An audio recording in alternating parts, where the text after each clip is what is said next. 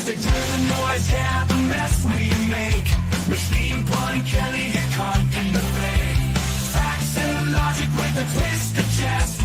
Strip it down to truth, yeah, forget the rest. Humor pulls the lies right out of the park. Look beyond the shadows that set the dark. Sparks of laughter fire up the night, bringing clarity when they blur the fight.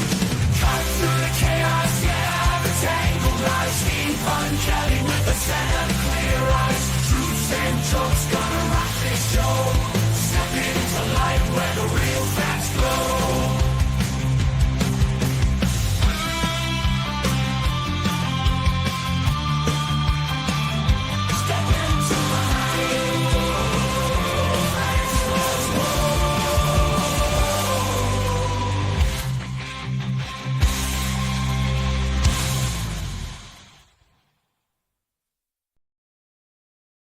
Hello, and welcome to the Punch Show, where we are joined today by, her name is Ty Ross, but you probably know her as Mike Pence's other mother, which is just I remember there are a couple of people that I just saw their name and followed them purely on their name, and so that one is.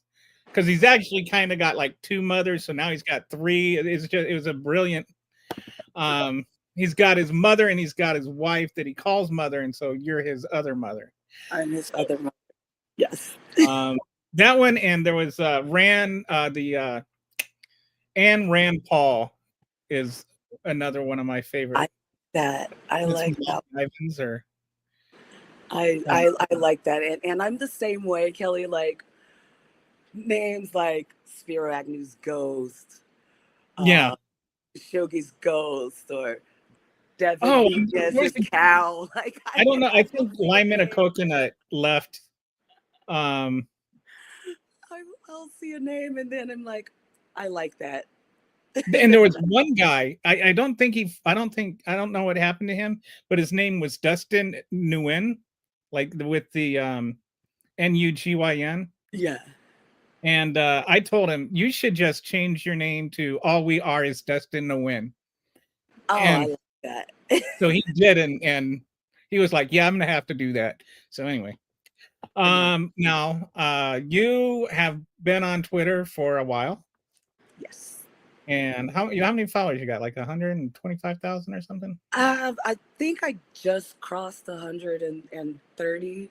Something I'd never ever imagined. Like I had like 400 followers when I left the Republican dark side and became progressive. And it's so crazy what TYT was coming up in my feed on Facebook.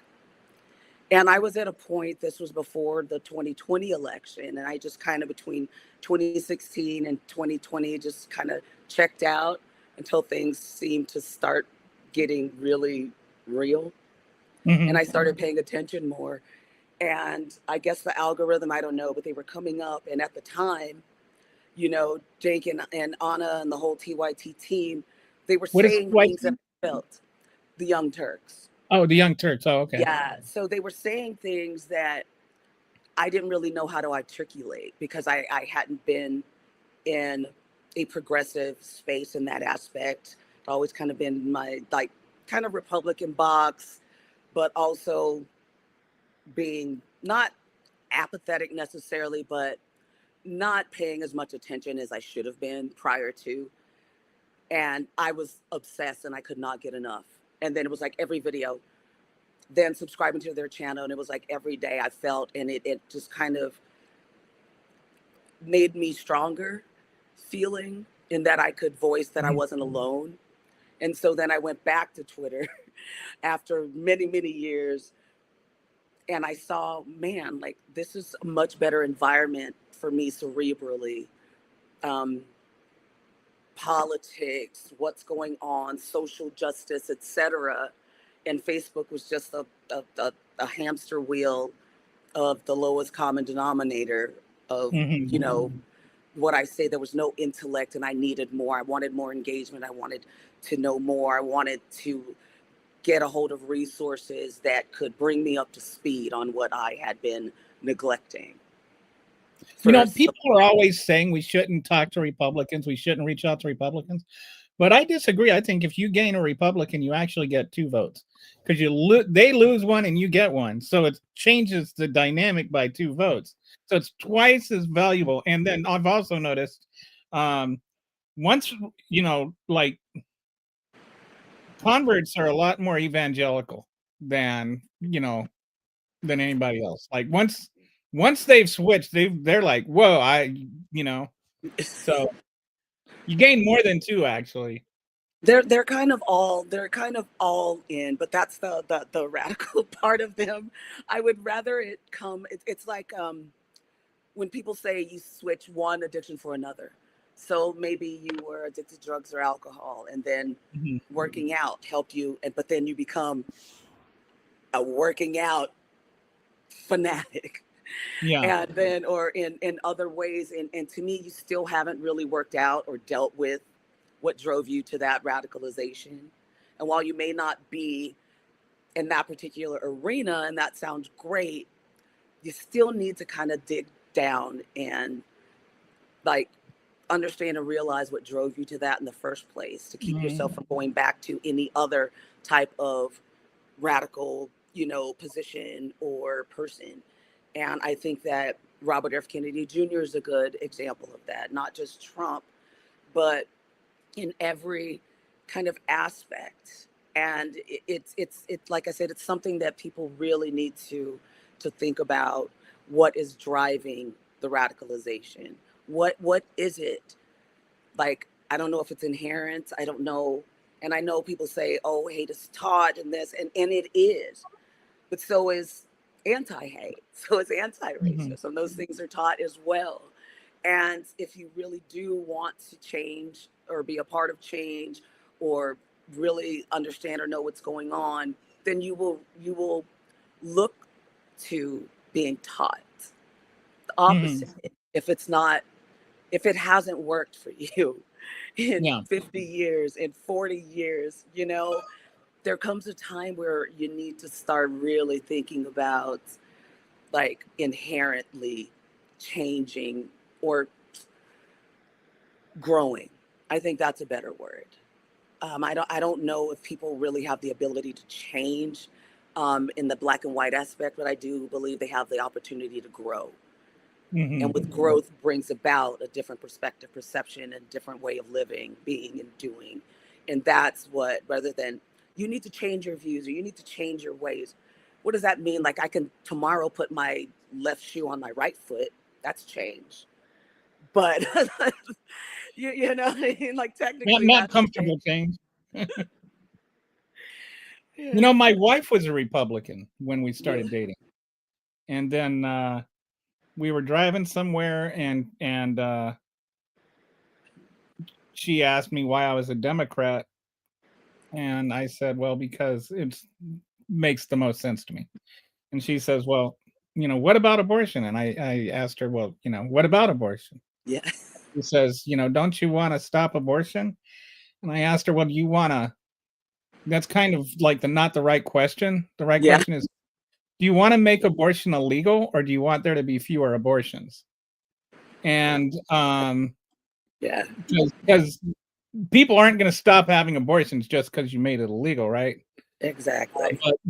So I show, I explained to her how abortion rates get lower, how much they go down when the women that are getting them have a better economic opportunity ahead of them. Like the biggest reason for abortion is, and I don't think that the reasons matter in terms of whether or not the women should have the right. Just want to clarify that. But most women, like when they have a belief that they can raise that child, are more willing to have the child, right? So, if you present opportunities for them to have the baby, to be able to raise the baby, to be able to provide for the baby through things like healthcare and nursery care and they can have a job while they're raising him, and WIC and all of those kinds of things matter. Yeah. And if you care about the baby and not just about the birth, abortion rates go down a lot more than if you just reduce the number of clinics or outlaw the abortion. And she was like, well, I think I want fewer abortions because that's the important part. And Yeah. so, like, on that car ride, she became a Democrat, and now she's like Bernie Sanders or something. Like, she's like, she got mad at me because I voted for Elizabeth Warren instead of Bernie Sanders in the 2016 primary. She was like, "You're supposed to vote for Bernie. What's wrong with you?" Oh my Anyway, gosh, your wife turned into a Bernie bro, a Bernie sis, a Bernie sis. No, that is hilarious. And but the thing is that the abortion issue, they tried to reduce it all to black and white. Like every abortion has to do with like some girl who got drunk at a bar mhm. and went and like had a one night stand, Yeah, right, and right. not the nuances. And it wasn't until it was easy before Roe was overturned to just kind Mhm, of stay on those. But when we started to see real effects, women who have complications, women who were denied health care, women who were denied emergency treatment, women who had to bleed out. Like I said before, it was just kind of easy to play both sides of, oh, I'm pro choice, I'm pro. But after Roe, it really got real. And mhm. we had real physical examples. Like we could sit all day like in a classroom and say, well, this is also, but having real life examples of children who lost their mothers or husbands who lost their wives, and you know parents who lost their daughters, and Mhm. how that is impacting, not to mention women being refused prenatal care Yeah. because of quote unquote religious beliefs. I don't know what religion, but whatever. Yeah, But it's yeah, it's like it's silly. it's opened a can of worms that, and so it's like they just kind of gloss by that. Those that still want to kind of keep along that one talking point, they just skip over, ignore, don't acknowledge any of those things. There's an inability on the right these days, it seems, to even just say, yeah, that's not cool. I don't agree with that. That's not good. We need to do better. Like there there there is none of that. And I think that's probably the most frustrating part for a lot of us these days, where we're just like, I'm over it. I'm done trying to reason with the right. I'm done, because it has become so overwhelming, the inability or unwillingness of them to actually conversate. I had a show like a year ago, and there were 4 women that came on that had, received abortions when they were younger, and 3 of the 4 of them had said they got the abortions because they were in an abusive relationship. Like, they weren't raped, it wasn't rape babies, but their boyfriend or husband, would either abuse them or, like, physically or emotionally, and, Absolutely. so they didn't want to have that baby, because if they had the baby, that meant that man was in their lives for the rest of their lives, and they Exactly. just do not want and it is something that I never would have thought before. Like, I never thought of that because 'cause I'm a guy. Why would I think about that, you know? And it's like that was like, I was already of the opinion, like, I don't have a right to even have an opinion on abortion, but that reinforced it because I realized there are things that women go through that men will never even think about, that Yeah. will, like, we just, I don't have a right to say what black people should do, or, I'm like, I couldn't have, like, I'm the perfect uh situation to thrive in America. I'm a white cisgender straight male. Uh but not everybody is, and it's like I don't have an opinion.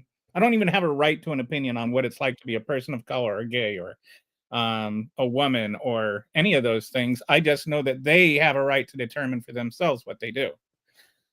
No, and I completely understand that. However, you do have an opinion, and you do have a Mhm. right to voice that opinion.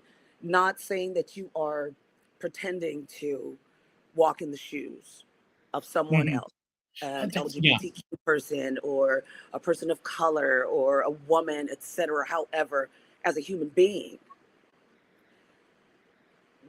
we know what's right and what's not right. Right. You know Yeah. what I mean? And that absolutely, and honestly, there are a lot of cisgender white men who are also affected by abortion. And I'm not talking about the partner that they're calling Greg Abbott on because they left them, but I'm talking about that young couple who he's doing his best, she's doing her best, and maybe they are using birth control, Mhm. which we know isn't always, but they're not ready. He's not ready. So I There's do that wish that young we man would. from Texas, I can't remember, his Ryan, I think, that walked into the Oh, bathroom and yes, found his wife. yes. He has been a very, very strong advocate. But He was on the he was on the show too, and he was telling me about, like, when it happened, when he found her.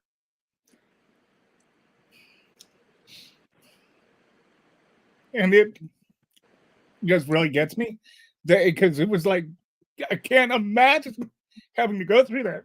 He, he has a 2-year-old too, and so he puts his wife in the car. He can't leave his 2-year-old at home, and so he's got his wife in the car, he's got his daughter in the back.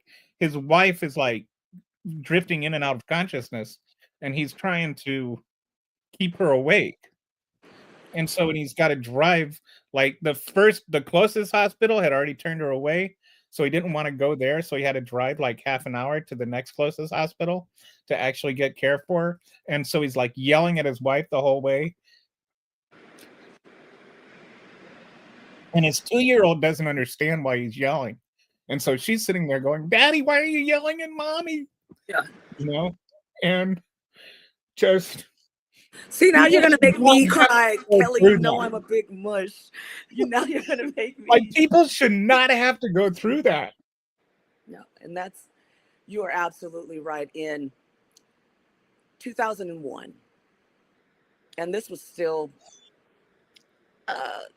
pre like internet, like today. But I'd already had a child. I'm high risk, and I felt this pain like in my side, and doing a little research or whatever, and I was like, I think I'm having an ectopic. This doesn't Mm. feel right. And I go to I was in Dallas. I Did went to you know you were Baylor. pregnant, or Yes, I did. I pretty much, yeah, I know my body. And I was like, oh. But when I saw the lines, but they were faint, and just kind of what medical knowledge I did have. I was married to a physician, um, and so I went to the emergency room. And when someone comes in pregnant, the first thing you think they're going to do is give an ultrasound, give you a pregnancy test, give an ultrasound. That's pretty standard when going into the emergency room. I'm there for hours, hours and hours, and I'm in pain. I don't know, 4 or 5 hours later, no ultrasound, no nothing. You're discharged. You're fine. I put on my clothes. Kelly, I was in the lobby on my way out of the hospital, and I collapsed. It ruptured. oh my goodness. I I woke up strapped to a gurney, being rushed into the room, and they're trying to explain to me what happened. And I had 3 surgeries, including a DNC, and lost part of my fallopian tube. And afterwards, the doctor, Dr. M, and she explained to me everything that happened. And I'm grateful to her because she didn't have to like call Ken Paxton to get permission to save my life, Yeah. But when she went through, and I was grateful to her, but I was angry at the people there because I thought if you had given an ultrasound, you would have seen there wasn't a baby in my womb, or any, or even the remnants of the freaking zygote or fetus or anything in there. And if I had gotten into that car and been on the way, and that had happened, then my oldest daughter would be an orphan Wow. at this point. So when I see stories, and this was 2021, and it's still, and I have 4 living kids, but I am high risk, and I literally had to have a shot with my youngest because I was like ready to give birth to keep me from going into labor like 2 months in. It's on bed rest, everything else. And the 1 week I forgot I went into labor. And, you know, I had a black female OBGYN, which was the wildest shit I've ever seen in my life. And afterwards, she goes, well, I tightened up your C-section scar because I saw that it was a little like jarred and a little, and I'm thinking only a woman would just thinking that after like getting my baby out safely. Like, you know what? While we're here, let me just You just do a little touch a up, little cosmetic surgery. like if the fireman decides to, fix your curtains on the way out or something. Right? Let me just but it's just a testament to and you know in Texas where black women are 4 times as likely to die in childbirth. Like I'm really, really grateful that I had my children at a time where I didn't have to go through this. So it hurts me, it pains me. You know, my first husband was a law enforcement officer and I was a victim of DV and after. And what you were talking about is I always think about is that I'm so glad I didn't get pregnant. Because when he went to work, after he put a gun to my head and said I could kill you and nobody would give a shit, he went to work, I grabbed what I could in a bag and I left. And that was the last time I tried to lay eyes on him.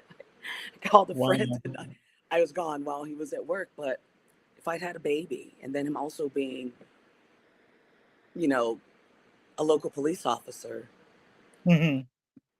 what would I have, what standing would I have had if he decided he Mhm. wanted to take custody? I wasn't allowed to work. I wasn't allowed to drive, have a license, leave the house while he was at work to then turn around and she can't take care of these kids. She doesn't have a job. She doesn't have you know.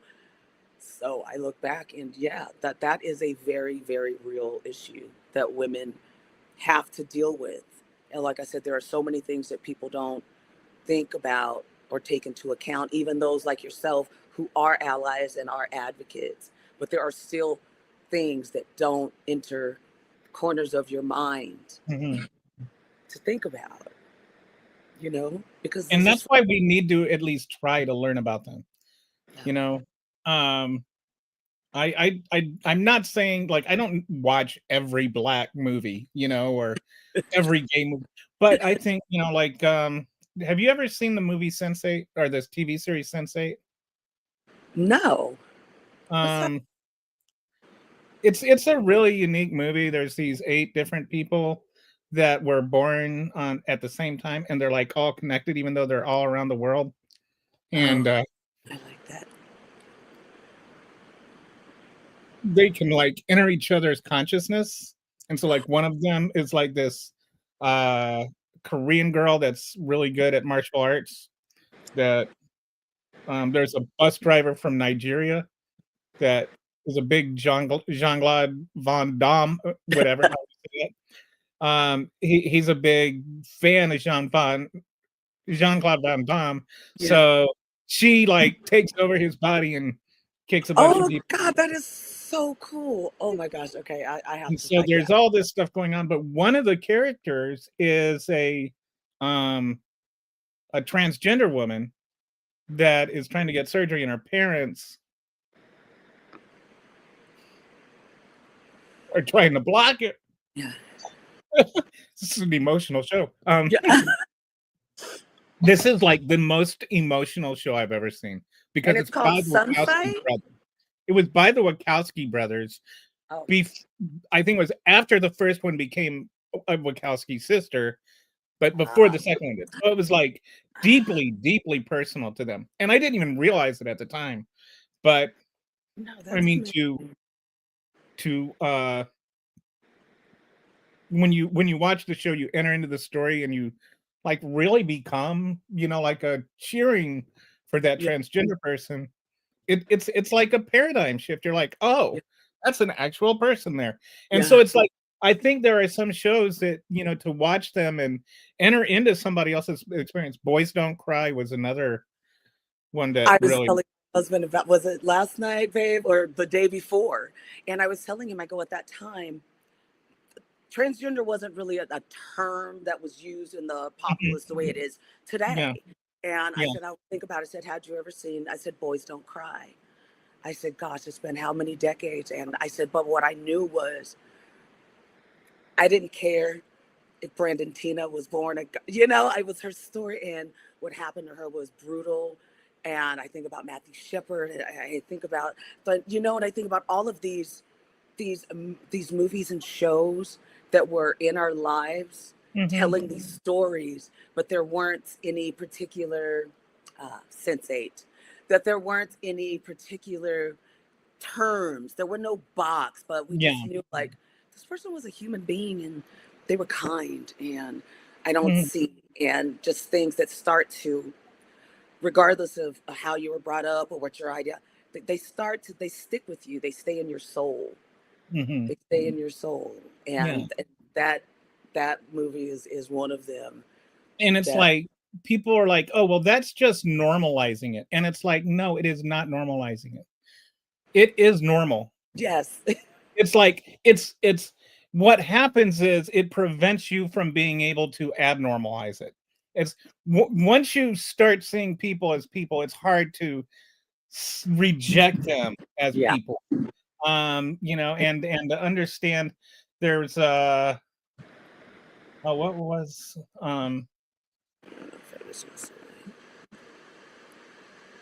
what was that? It like for some reason whenever they want to show the sufferings of black people, they always go to the slave days, right? But there was a movie, I can't remember the colors, Oh gosh, I remember that movie.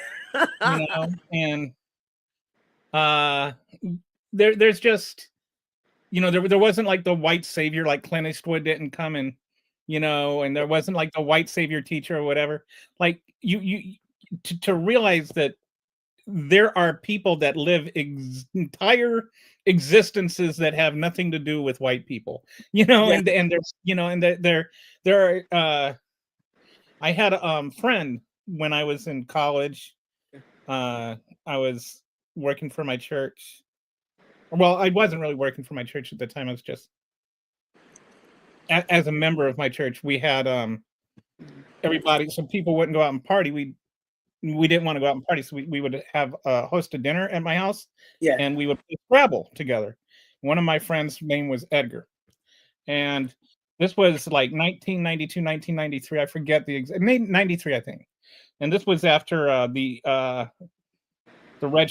trial for the guys that The Rodney King. no, the Reginald Denny, the guys that Oh, beat up the Reginald guy. Denny. Remember Oh, after the riot, after the Rodney King thing, those four black guys beat up the white guy.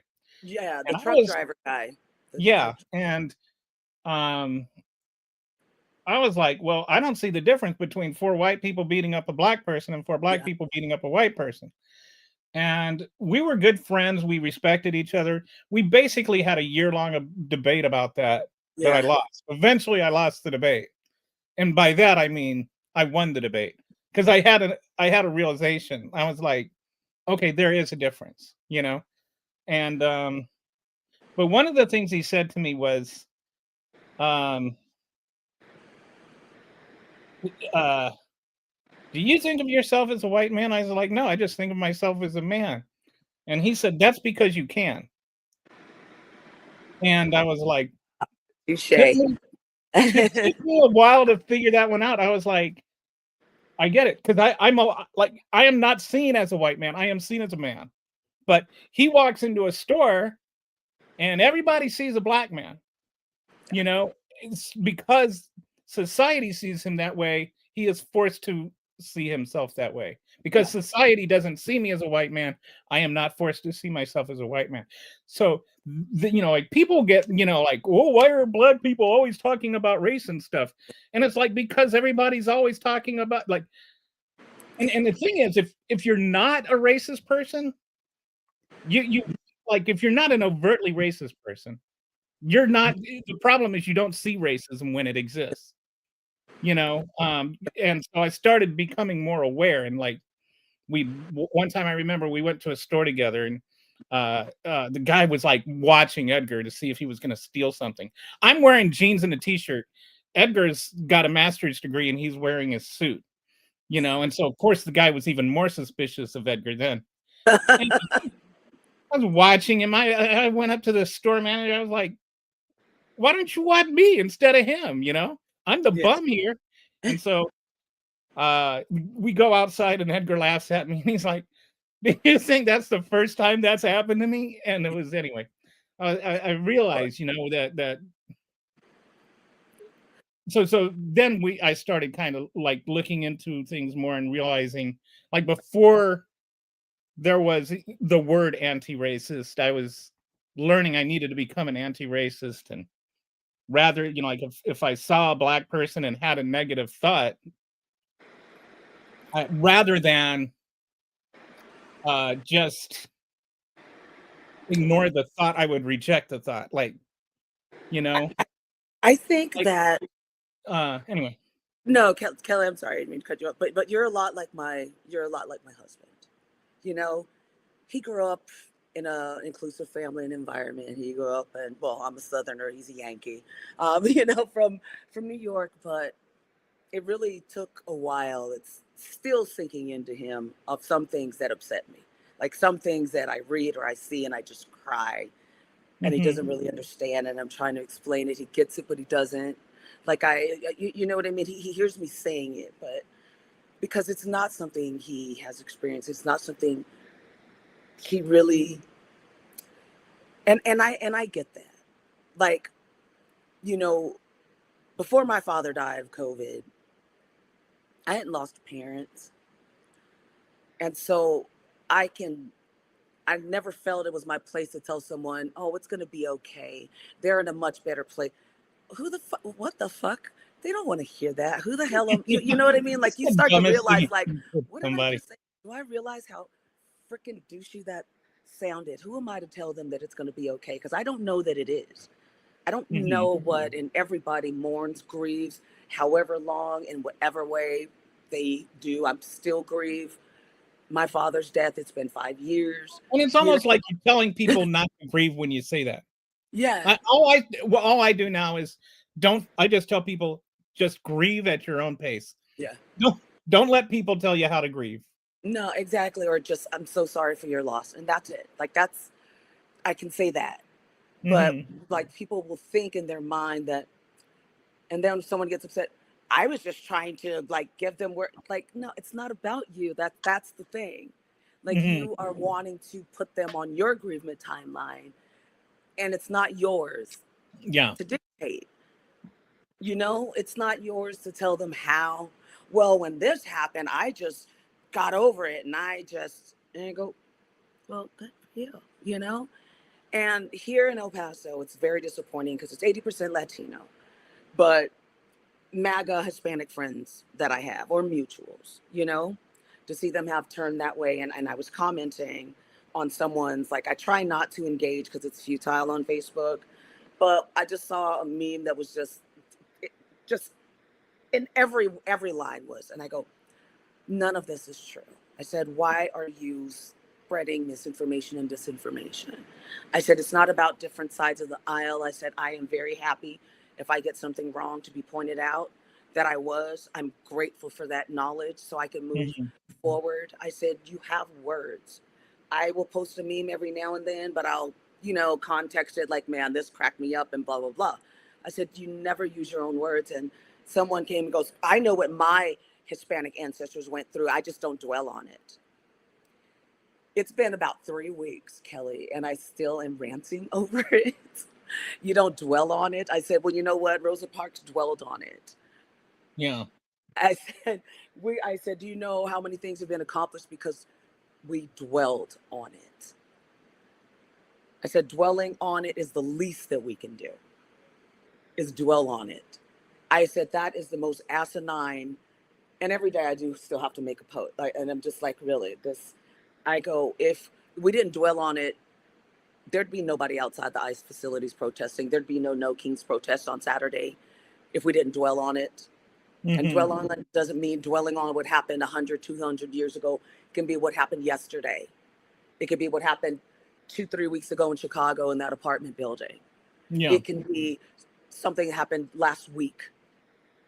When we stop dwelling on it is when, well, part of that is how we got here because people didn't want to dwell on it, It's you the know? problem is that there's not enough white people that are willing to dwell on it. If we Exactly. started dwelling on it, then we might, you know, be able to do That's something about it. that's 100% correct. And here in El Paso, I don't know one white person.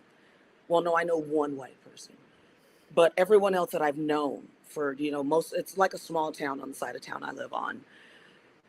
Not one didn't vote for Trump. They all voted for Trump.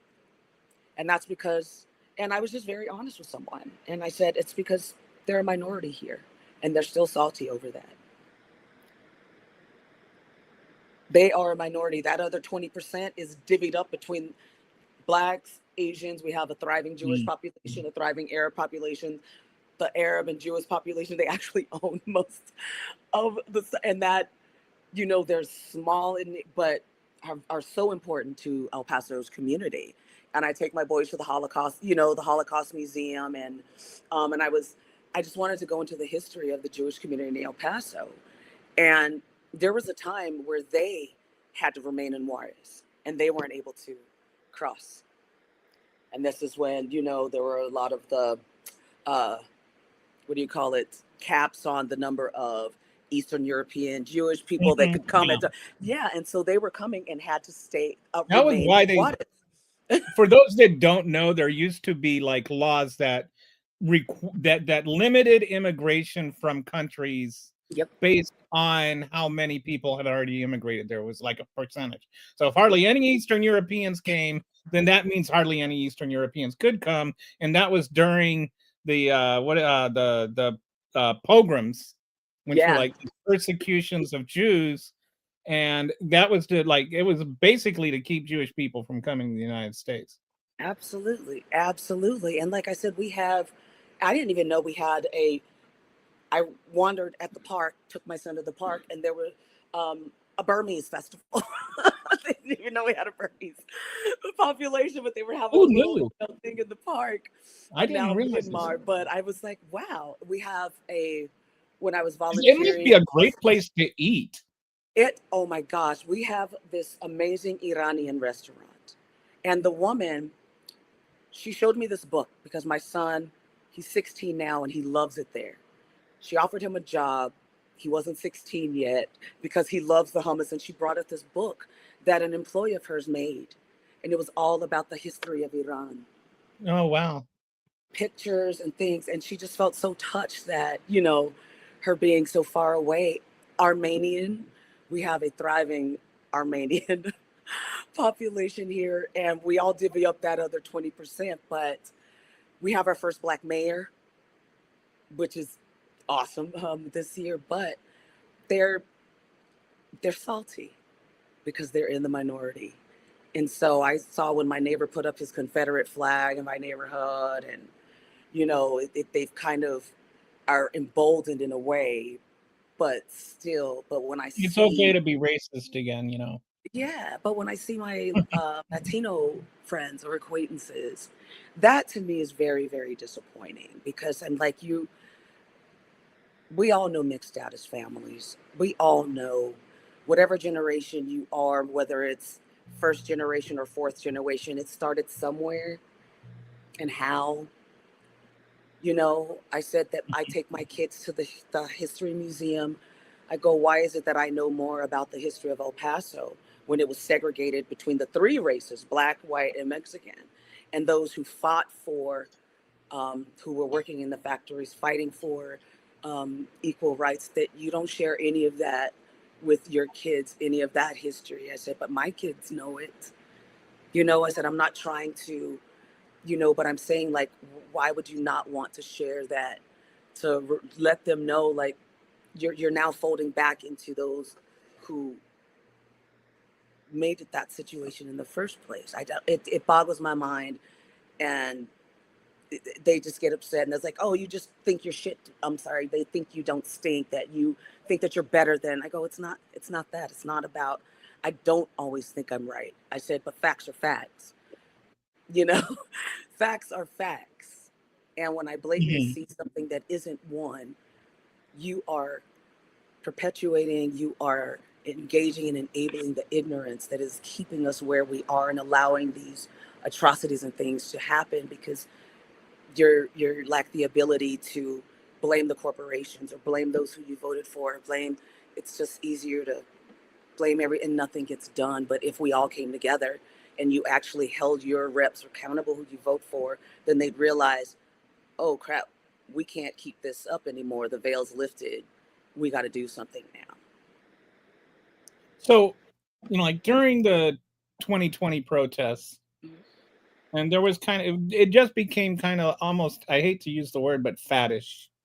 And like a lot of white people would, like they'd be like, I'm an ally, and they'd almost wear like I'm an ally t-shirts or whatever.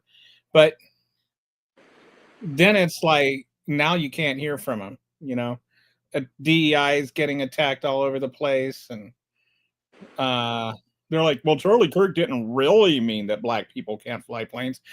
Like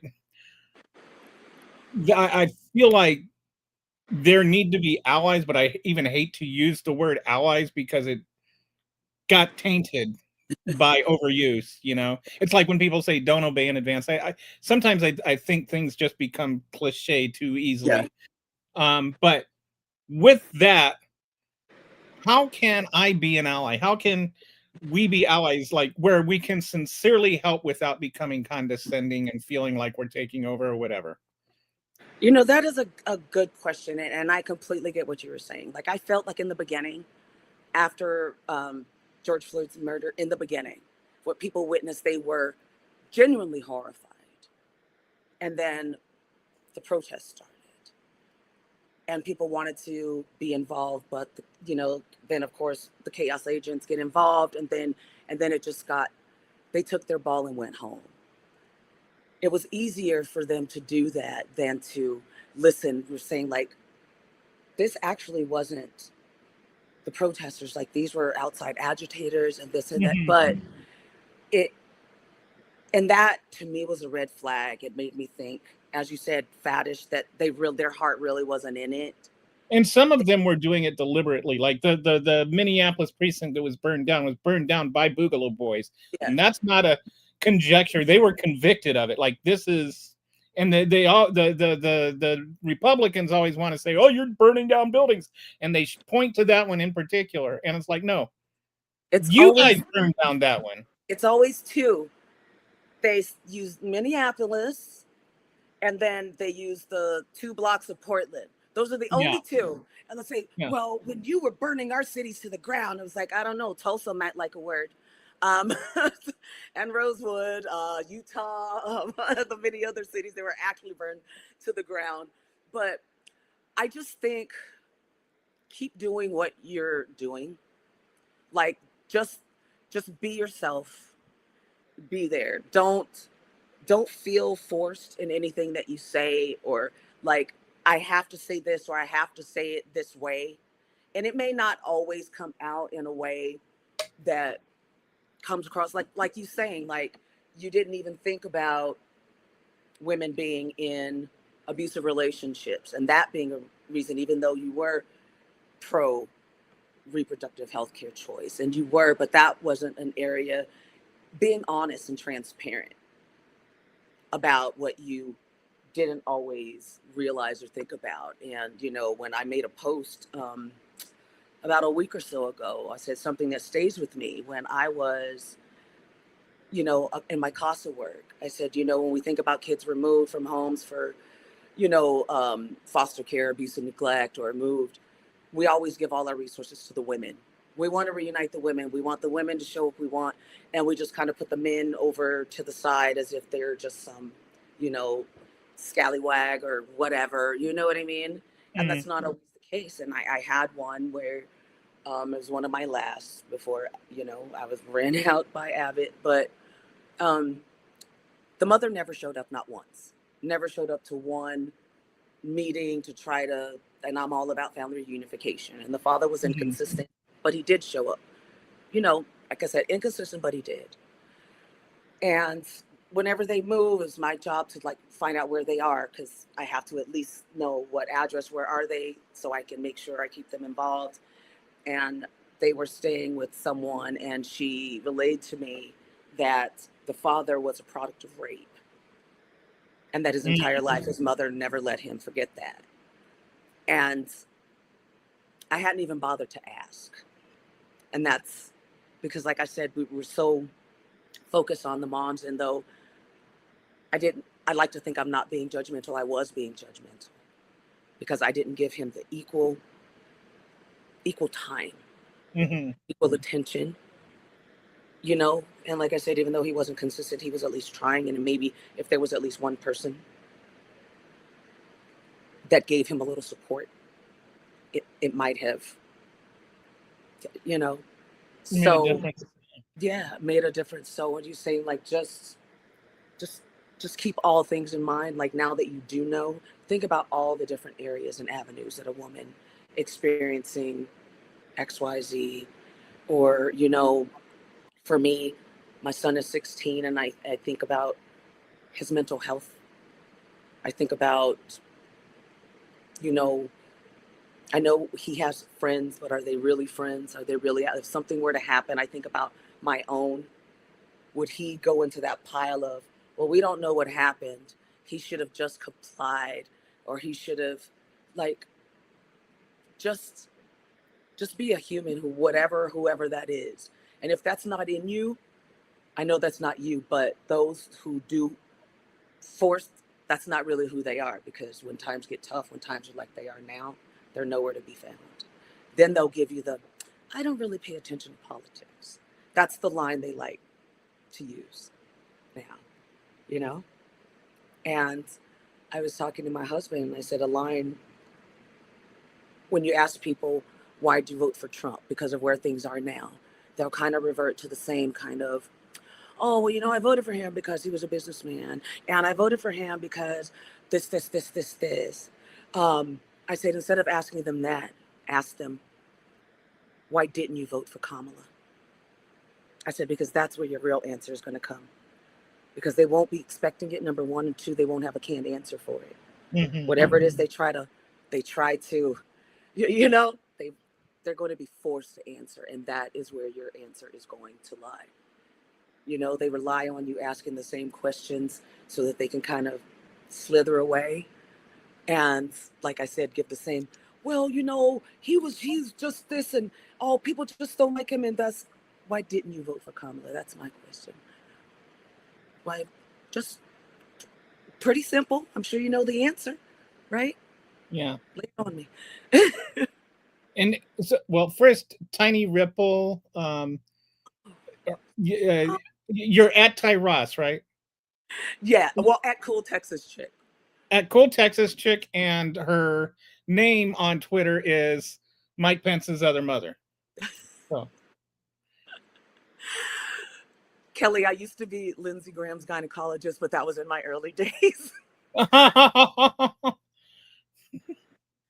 That was in my like 400 follower days. I was for a while. I was like, I just could not think of a name. Like I would change my name every once in a while, and then like I don't follow rap music at all. Like, and I had never heard of Machine Gun Kelly, and there was something about him and what's her name, the Fox. Oh, Megan Megan, Fox. yeah, Yes. there was some kind, and I was like, I'd take one look at that name, and I thought of the gangster before, but for some reason, and I just looked at his name, I was like, Machine Pun Kelly. I love Like it. It's perfect. it's perfect. Like so that's been about 12 years now that I've stuck with Machine Pun Kelly, and I'm kind of used it across all my social media. You couldn't think of a better name for me right now. So That what is. one thing when you were talking that I was thinking about is um I just think that there's real value to talking to people that are not the same as you. Um Oh, absolutely. I worked with my last job. I worked with a transgender woman, and I worked there for like a month before she told me she was transgender. Like she wasn't very, and she said, don't tell anybody else. But then I talked to her for more than an hour several times to like really understand what Yeah.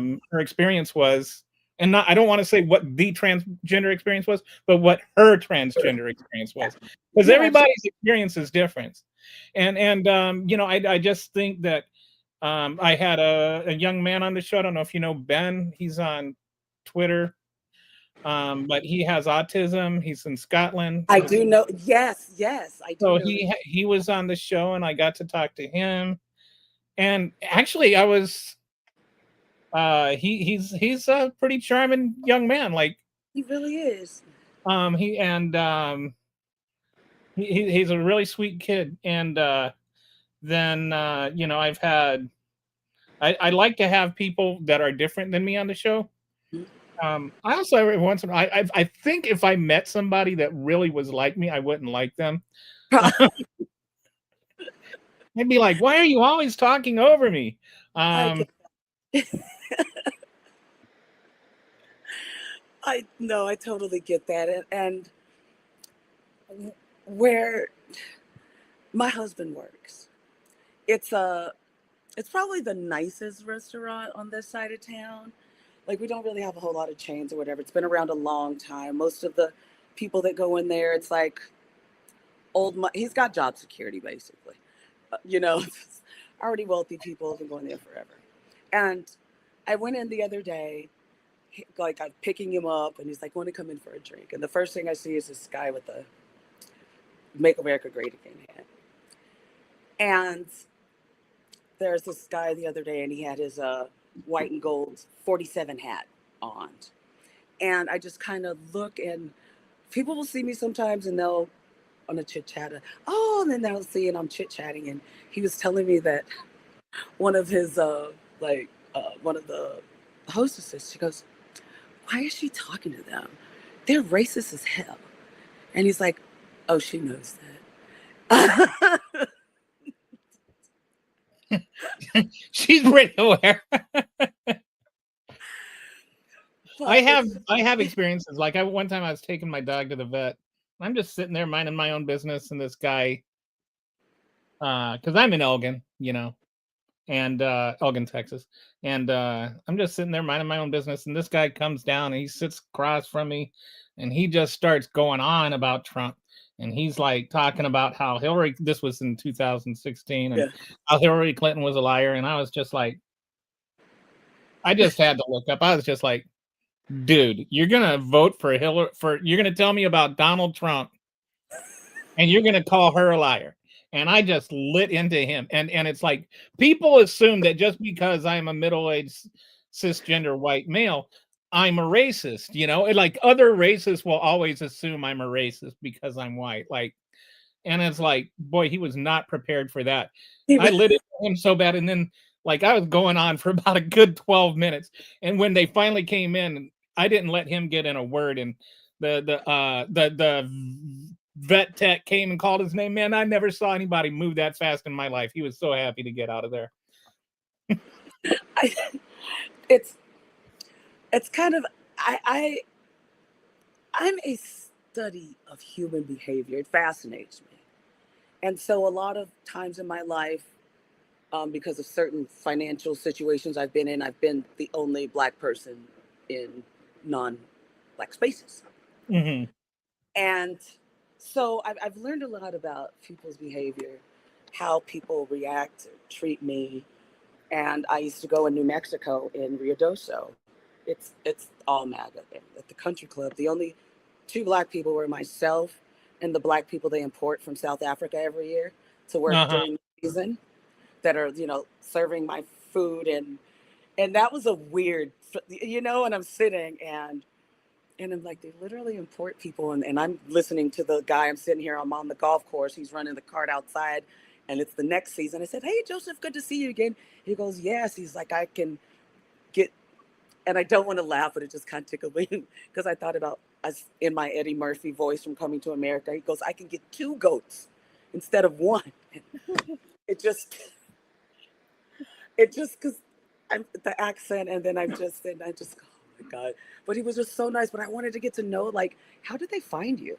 Like, this is New Mhm. Mexico. Like, how'd they find all these employees in South Africa to come up here, you know, during the season, and when I would go to certain, like, restaurants and things. But I never felt mistreated. I mean, there were a couple of times, but I don't wear No, my you want to race know something on my sleeve. surprising?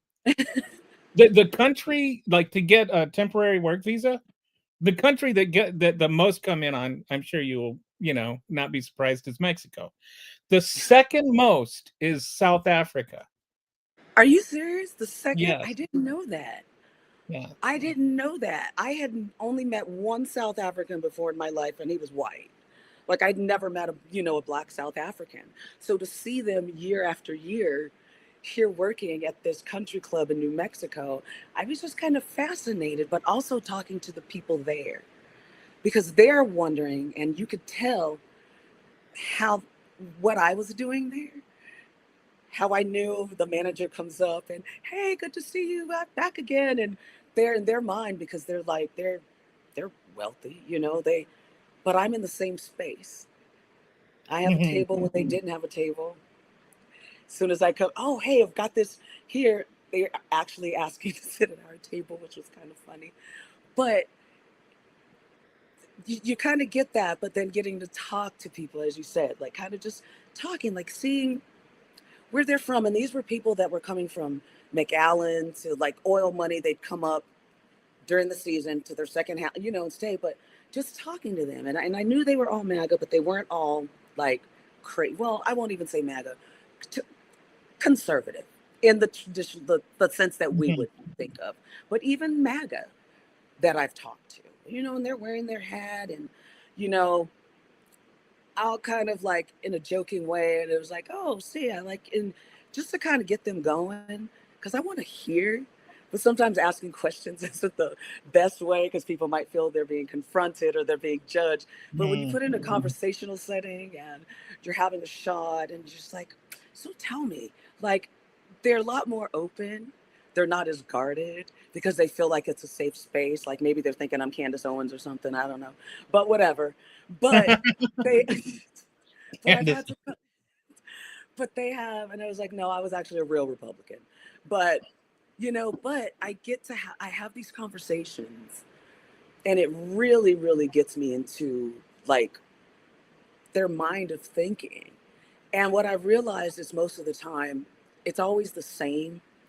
There really isn't a real, like if I was to go to freaking Iowa and talk to a farmer, like their reasonings, whether or not I agree from their standpoint and perspective, I could feel valid. Like you could, like they really believed he was going to, But Mhm. but those people, they're the country club folk.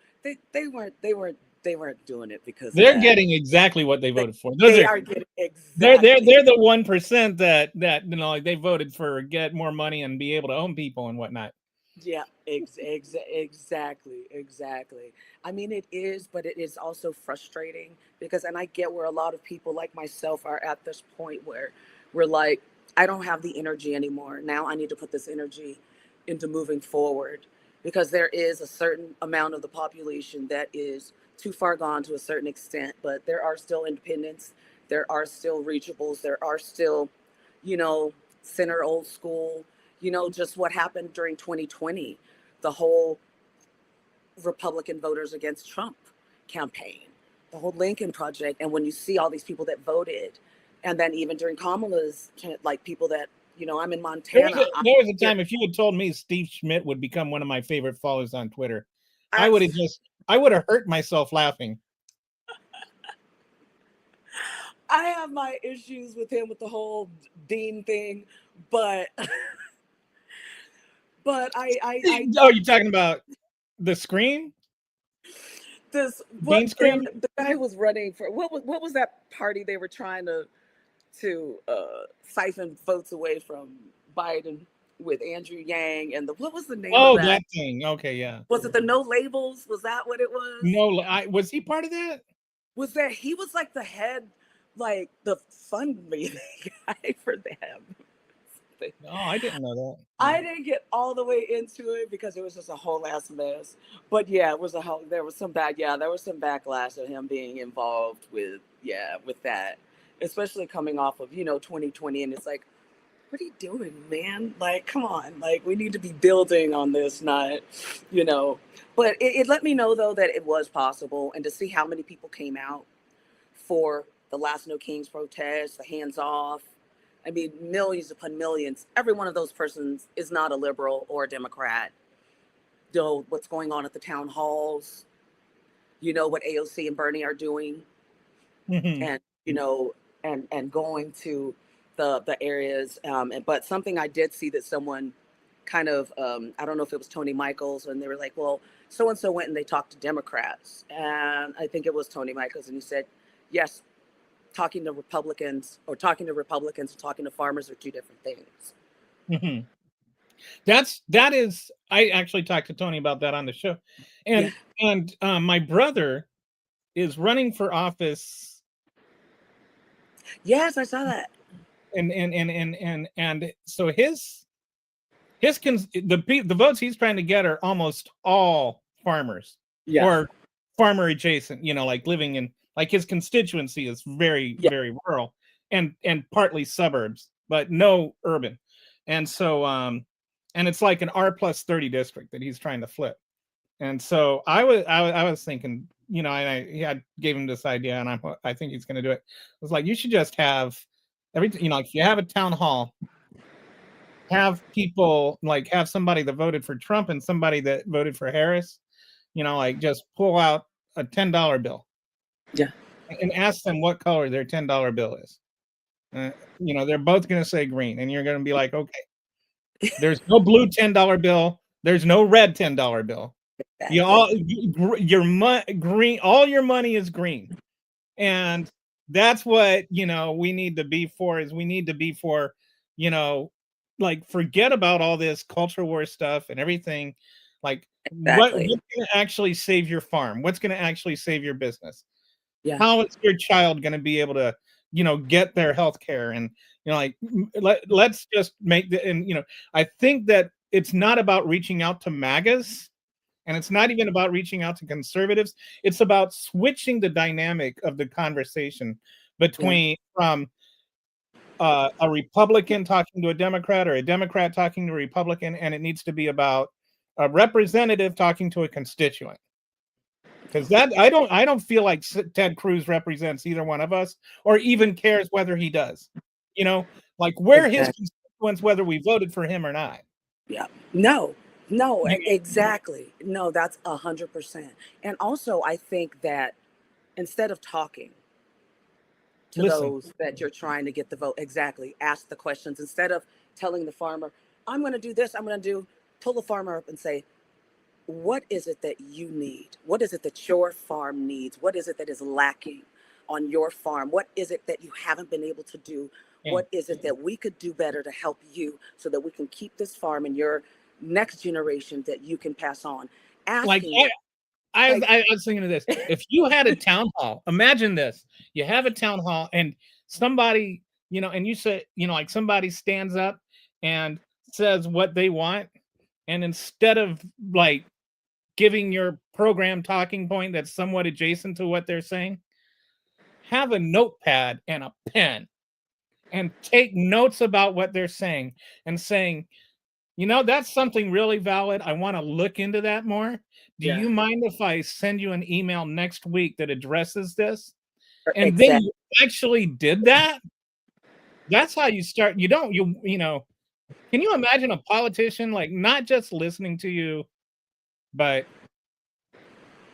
actually responding? There was a letter to the editor I read from a guy in New York that hated Hillary Clinton, but something happened, and he needed, like, something had happened where he had gotten turned down for a license or something that he should not have been turned down for, and somehow it got up to Hillary Clinton, and it was while she was senator there, and he called her and told her about it, and she said, "Let me get back to you." And so she fixed the problem, and then like a week later, she called him back.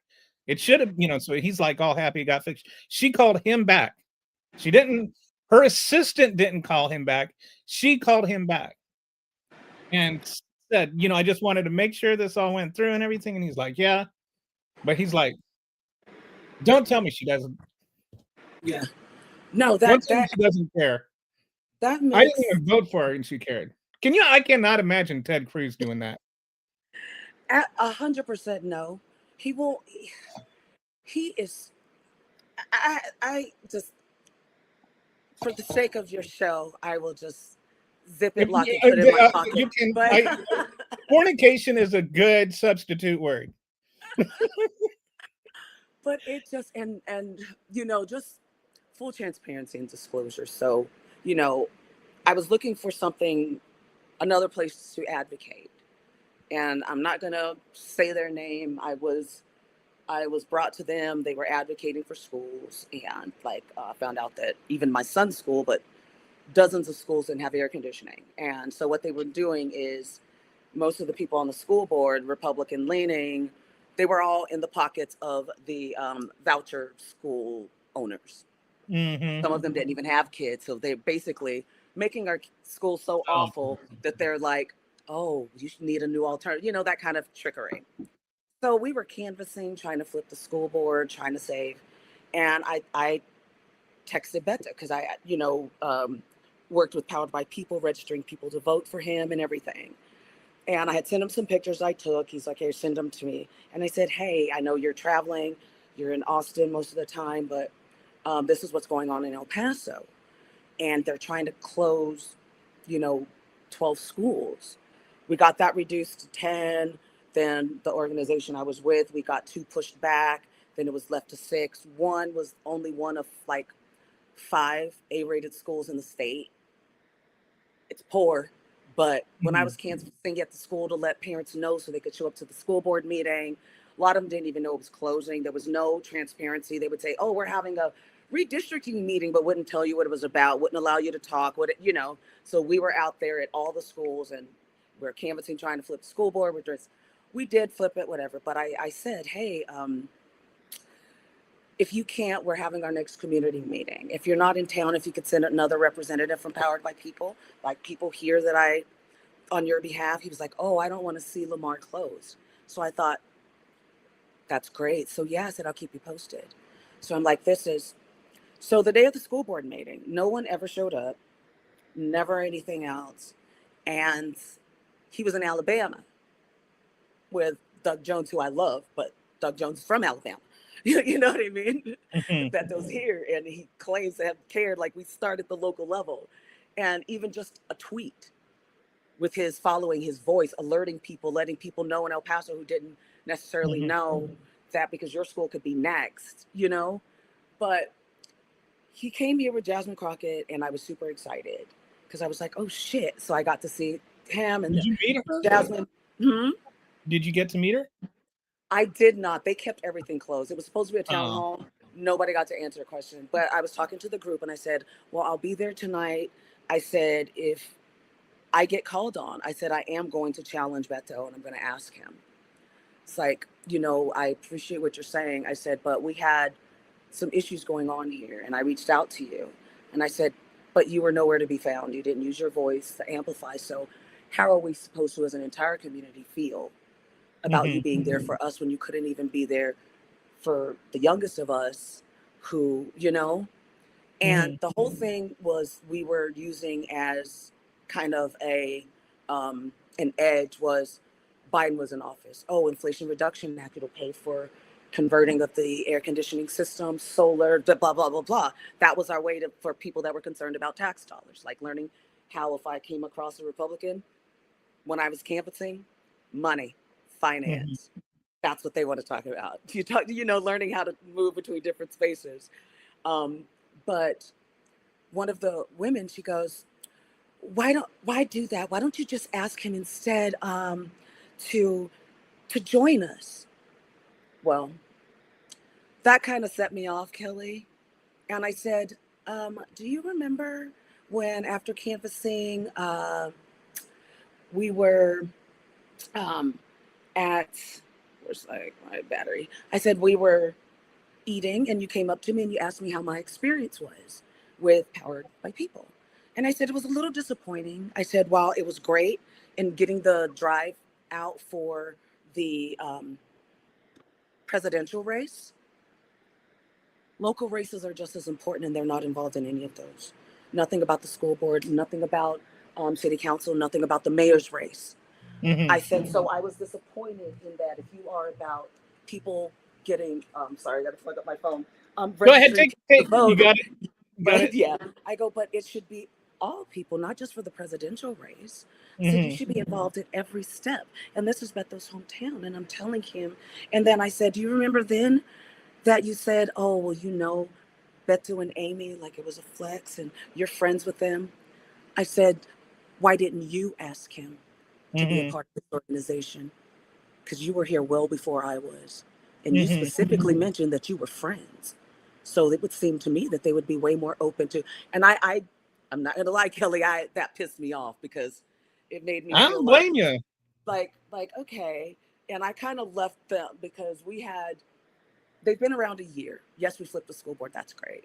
But I go, where's the pivot? I said, you know, most of the schools that are closing and the people that work with our organization, we're in the poor side of, you know, El Paso. Do we not talk about what they can do for ICE or providing during the community meetings, what their rights are? I said, my son's school was rated. One of the schools that's in our was rated. And I said, we should incorporate that into our community meetings. Said, and also all this money to flip the air conditioning, that's not going to happen because Biden's not in office anymore. So what is the pivot? We can't keep running on air conditioning. How is it going to get fixed? Where's that money going to come from? I said they would rather They close our don't have. school. I'm sorry. I just got to. Yeah. They don't have air conditioning in the schools in El Paso. Yeah, there are 23 schools, mostly elementary. So, and Abbott has deemed that doors and windows have to be locked during class. So kids aren't allowed to go out, get water. What they do was, when last time they got a bond, they put air conditioning That's in the like office. They put it hot in the in El office and Paso, in the right? Like, vent where parents would be for recitals and when uh, parents go to the office. But the classrooms, when I say 100-something degree, triple degree digit heat, and the kids, yeah. that's gonna. That's got to be hard to learn in that temperature. Yeah, no, it absolutely is. And like I said, they had a moment to really like, let's put a grant together. Let's do, like, I'm an action person. And I'm like, but it's just like, oh yes, we're doing this, but nothing was done. And so I'm like, but you're still talking about all these schools without air conditioning, but the window has closed on you to try to get or even apply for any grants. I said, so you got people involved. I said, so how do you keep them involved? How you keep them involved is not talking about, so we're now we spend an entire 2 hours on, we're creating a board of directors. And I go, whoa, whoa, whoa, whoa, whoa. That's a little bureaucratic sounding to me. Like, we're supposed to be a community organization. You've been around a year. Like I go, the focus now should be on what the pivot is, keeping the Mm. community informed, like, hey, we have a new administration, but these are some resources Texas has, or this or that. I go, what is it? What is the next thing? You don't want to talk, oh, we're not talking about immigration right now. We literally have bilingual sections. We're in the poor part of town. Everybody here is Hispanic. Many don't speak English. ICE is Some are going to come to undocumented. your schools. Like, even if you're not Hispanic, there's Hispanic kids there, and ICE is going into schools. You don't think he's going to go into the one that your kid's in? Exactly. But it was just so disappointing because I was like, I was just feeling, oh, this is feeling very, very Animal Farmy to me. That Mm. you start coming in like we're going up against, and then now you're like, so we're going to do a board of directors. And if you say something we don't like, we can remove you at any time. And so in these meetings, and then I raised my hand, it's like, I'll talk to you later. Because you already knew what I was going to bring up. So it's not me to get other people's minds like, yeah, like why is that? You know what I mean? So I'm like, why are we talking about 2 hours on a board of directors? What do we need a board of directors for? It's like I was thinking I don't. yesterday, kind of connected to what you're saying. The way the Democrats treated David Hogg, like instead of letting new young voices go, and I was just like, we were talking about that, and I just thought about like what a contrast between the way the Democrats treated David Hogg and the way the Republicans treat Charlie Kirk. Like, and they wonder why we're losing ground on the college campuses. Like, we could have like let Charlie Kirk or let David Hogg run free, and it would have been amazing. Like he definitely and what because he's not on board with like Nancy Pelosi being another term like into her hundreds or whatever. Like, come on, we need new voices. Like I don't, I'm I've always been a supporter of Nancy Pelosi, but come on, it's like we don't need people to like be in Congress until they die. We don't like Dianne Feinstein like was way past her time. Oh my God. And that's not taking away from all of the, the strides that Feinstein and Pelosi made, at a time where strong women's voices, however, like I think that you can argue Nancy Pelosi was the best Speaker of House in history.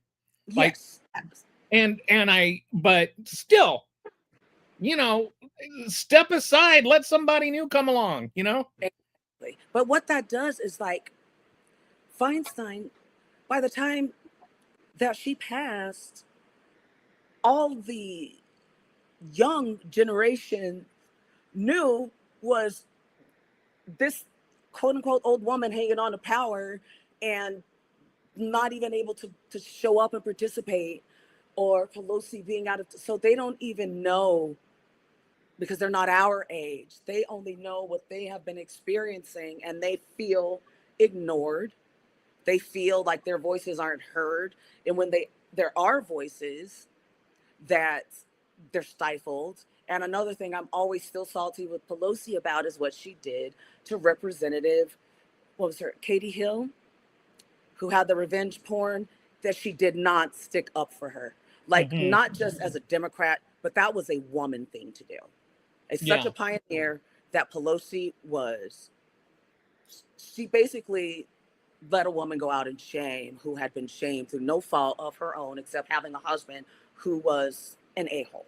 You know what I mean? And that would have said a lot. It would have said a lot to women her age and younger who experience that, because that is rampant these days, to know that they, but just to silence and then what happened? Her seat flipped back red. So yeah, thanks. Yeah. Thanks. I forgot about that. There's some and I mean, anyway. So Saturday is kind of a big day. You've heard? Did you hear about this thing? I heard little here and there. Something about kings. I don't know. Do you know what the going rate from George Soros is for this one? Oh, I'm not sure. I'm thinking this is going to be big. I'm thinking we're going to probably bankrupt him finally, because I heard think it's this even is the final blowout here. Yeah, he can only have so much money. The right. But I don't know if you're a terrorist or Hamas, or if you just hate America, but apparently it's one of those three things. It's one of the I have been watching. They finally found a talking point. They feel like that after throwing all the spaghetti for what the No King, so now they're running with the it's anti-American, I hate America protest thing, and the whole they're ISIS and Antifa, and we've locked down the headquarters and we're gonna go, and my mind is, and I'm like, and they're with all this hate rhetoric, like they talk about how we got Charlie Kirk killed with all our hate rhetoric, and then they like, okay, what did we get? What did we say that got Charlie Kirk killed? that Exactly. transgender are human beings. Like it wasn't even. It was Nick. It was Charlie Kirk that got Charlie Kirk killed. If you want to be honest, he was the one that was doing the anti-trans stuff that pissed him off. But anyway, it's like I've been called a communist my entire life, and then all of a sudden, just because they're a complete fascist, we're not allowed to use that word. No, Anyway, they've railed about communism, and then when communism comes, yeah. they're like squirrel. Like, Oh yeah. With him with the orange guy trying to get government ownership of every American corporation. and college and dictate who's Yeah. working there, who's like, it's insane. Now Saturday, my main concern is the kind of escalation they're going to try, and of course they're gearing up for it. However, there may be what, I don't know, 100,000 Stasi, however how many millions, 14 15 million came out en masse. And with that amount of, I'm just say, I've got to work on Saturday, but just watch the rooftops is my word of advice, because there's not going to be really much any other way than they're going to be. They're going to be so unprepared, and it's going to be so overwhelming. And that's what they want. They want to deter people from going, because they know of how the turnout was at the last protest, that they know. So they're going to try to have all hands on deck. So, people that do show up, that's going to say a lot more. I think it's going to be bigger. And I keep saying we need to be too big to jail. Remember, too big to fail? We need to be too big to jail. Like, have so many people that they cannot just say, oh, there's 30 million terrorists that showed up that are paid by George. Like, at a certain point, you just have to say, okay, these are actually people that are really upset that we're going out and violating every aspect of the Constitution there is to violate. Like, I just counted it up last week. They've like violated 7 or 8 of the different amendments. They've violated all 3 of the articles of the Constitution. There's 50 lawsuits against him for violating Article 1. There's another 70 for violating Article 2, another 50 for violating Article 3, and there's 120 for violating the balance of powers. So, he's got like 500 lawsuits against him for violating the Constitution, but somehow we're the ones that hate America. We are the anti-American, the hateful. But the thing is, arrogance is going to be their downfall. The stupidity is one thing, but some of the other guys aren't as dumb, but they are arrogant. And that always comes full circle. Always. And they've gotten real full of themselves. Yeah.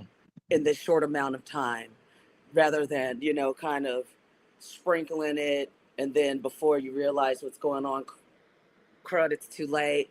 They went all in. That's it. They just went explosive diarrhea all over the place. All over the place. Now there's just shit everywhere. Like, yes, they shot their load pretty early, but they've also let us know where this is headed.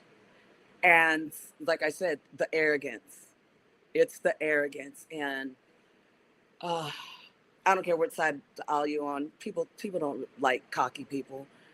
They don't like arrogance. Like, they'll say, oh yeah, that's so-and-so. His dad owns that local Walmart or that gas station. He thinks people don't like it. I don't care if you're rural. I don't care if you're in the city. People don't like arrogance. People don't like, people stepping on them like that and treating them as if they're stupid. Regardless, but treating them as if, like when these town halls, and they would say, oh yeah, all these Democrat and then they'd get booed down because it was basically saying that your constituents don't have a voice, Hmm. that they don't care. So you go around doing that, and they're like, no, that was me, your constituent. I voted for you, and I'm letting you know that I'm not happy. And that, and that is another thing that's gonna really come back to bite them. And I'm really looking forward to Saturday in Aspect. I love to, and I love how it catches on worldwide. I love to see the worldwide protests in solidarity with us. I Let's, think that's yeah, incredible. And yeah, and there's also like, I think there's other things that are like the farmers, and I say the farmers, not the MAGAs. They're literally losing their farms. That's not hypothetical to them. It's not like Donald Trump can say, "Oh, you're not really losing your farm." They're really losing their farms.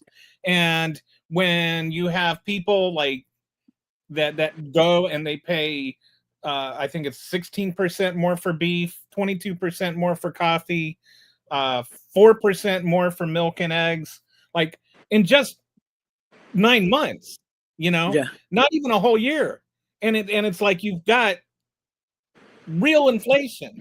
And he's like, oh, you're paying 5,000% less for, uh, yeah, for pharmaceuticals. And it's like, okay, fine. How about I just go to the store? You can throw in a little medical marijuana in with my grocery cart, and then you can pay me to take everything out. And then I can go home, I can get stoned, and then I have the food for when I get the munchies. Everything's yeah. perfect. But they won't do that, I don't think.